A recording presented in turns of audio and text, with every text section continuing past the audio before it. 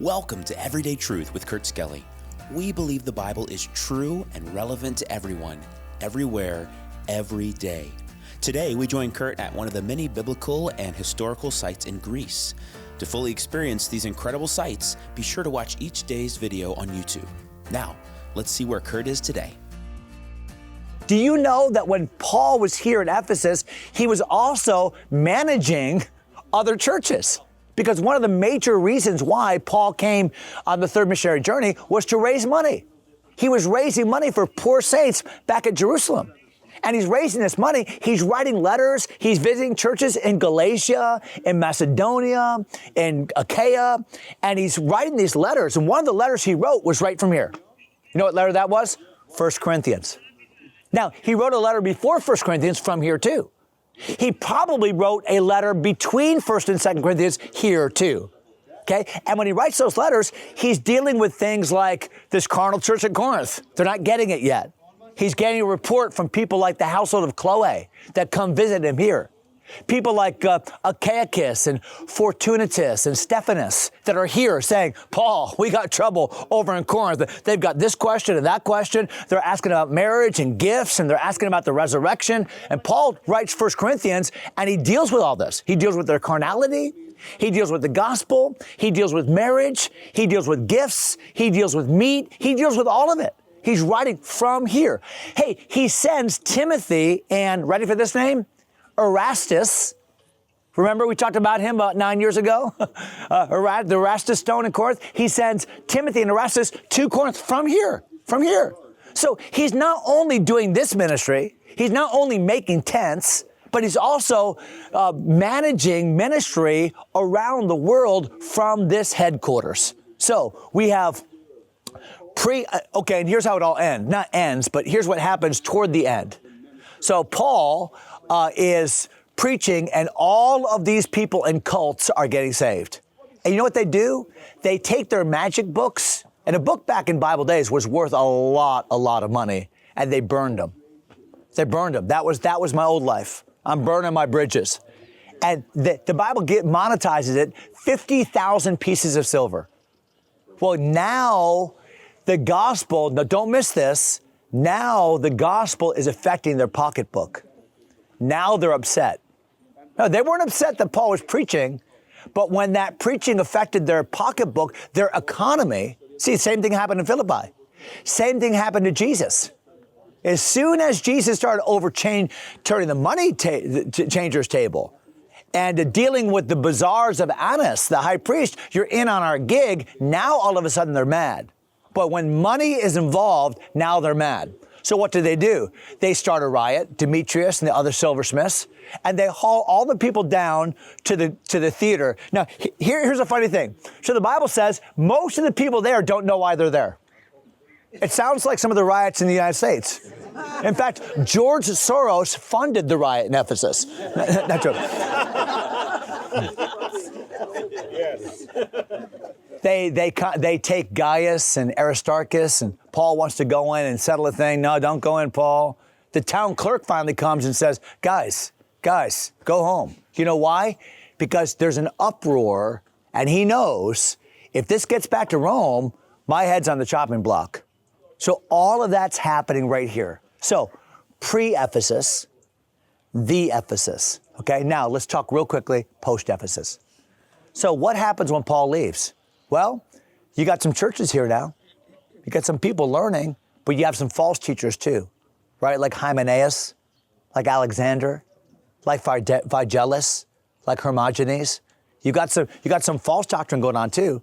So what does Paul do? Well, he leaves Ephesus. He goes through Macedonia. He's looking for Titus. Titus is nowhere to be found. He's sad.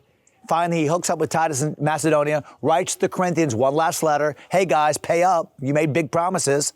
Pay up. And I'm an apostle, and here's why.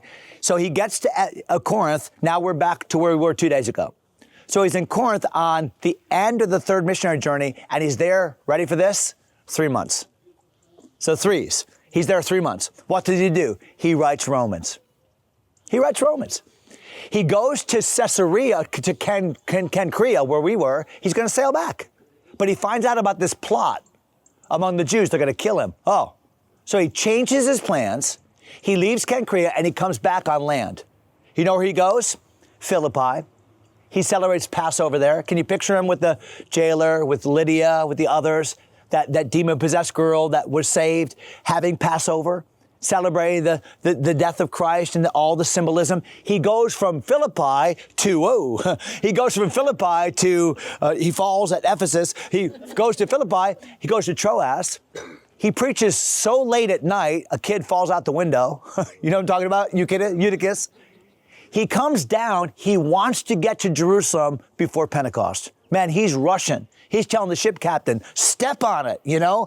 He wants to come one last time and visit the Ephesians.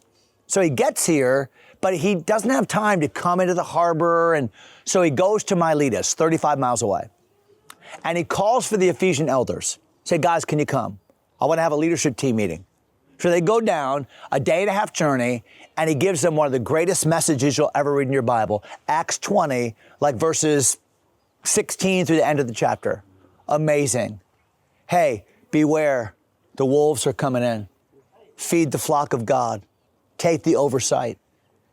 You know, stay in there. I taught you the whole counsel of God. I'm free from the blood of all men. Come on, guys. And then they walked him down to the ship. And they hugged him and they cried, weeping most of all because they will never see you again. And he left. So he leaves with people like Trophimus and Aristarchus and Tychicus and Luke and Timothy and these others. He leaves and they go to Jerusalem. What happens? He gets arrested. You know why he gets arrested? Because the people from Ephesus accuse him of bringing a Greek into the temple. A Greek by the name of Trophimus, who's from Ephesus. So the Ephesians are still doing their thing. He's still facing that persecution. He gets arrested, 2 years in Caesarea, right? Felix, Festus, Agrippa. He gets on a ship to go to Rome, 1 year long, shipwrecks, snake bites, right? He finally gets to Rome, first Roman imprisonment, 2 years. He's there with Luke, Mark, Epaphras, Demas, bunch of these people. What did he do? He takes out his pen and he writes letters. One of the letters he writes, now this is 5 years later, well, maybe 4 years later, he writes this letter to the Ephesians. Hey guys, this is who you are. Hey, guess who we worship? King Jesus. Far above all principality and power. He's the king, not the emperor. They worship the emperor here. Not the emperor. Not Diana. Jesus.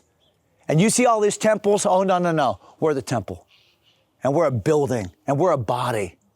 And we're the bride. That's who we are. So live spirit-filled. And live in the power of Jesus. And preach the gospel. That's what he's telling them. And I'm praying for you. And here's what I'm praying. I'm praying that you be filled with all the knowledge of God.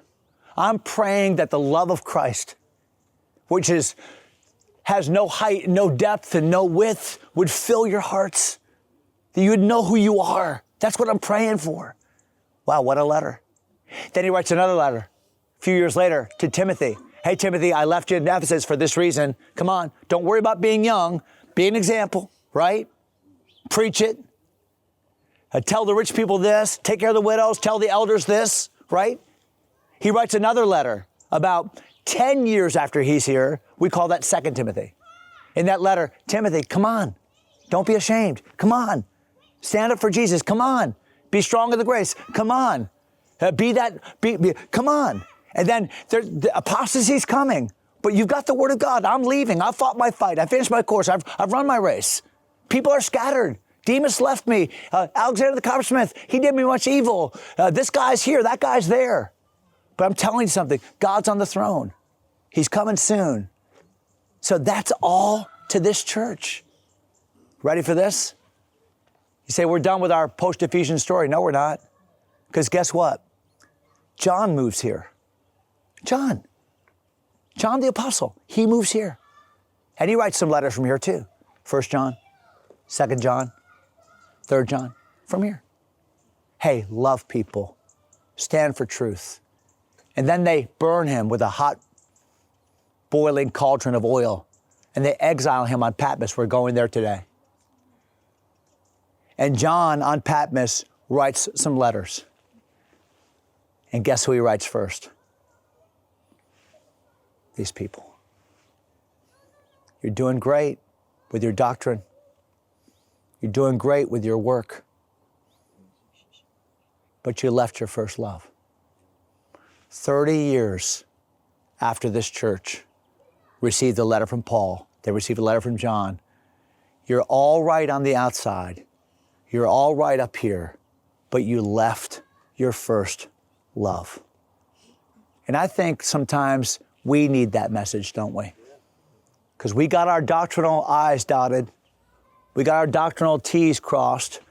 We got a head full of knowledge. But do we have a heart for Jesus? Do we do what we do because we love him? And that's a really good takeaway for this spot in Ephesus.